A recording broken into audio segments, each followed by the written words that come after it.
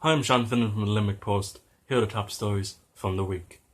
Firstly, some of the questions that popped up about the COVID vaccine when it was first being rolled out was how long the effectiveness of that vaccine would last. Would you need another one if it was less than a year? And would it be like the flu shot? And the answers to those questions were minimum 6 months, yes, and yes as well.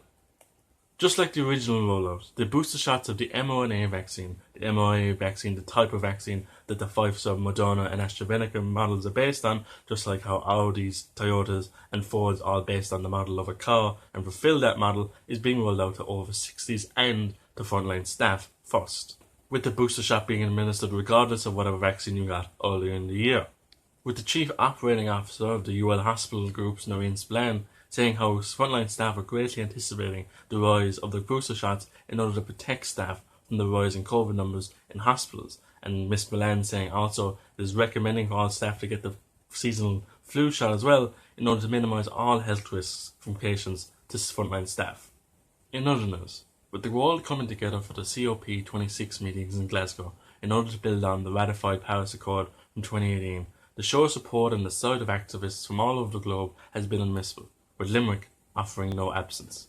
With Bedford Row being the stage of Limerick's climate protests, the protesters made up of Limerick Against Pollution, Future Proof Clare, as well as political parties and independent activists, their calls echoing down Bedford Row much the same way as Frederick Douglass's voice 170 years ago, calling for the end of both the greatest atrocities of their time, both in 1845 and in 2021.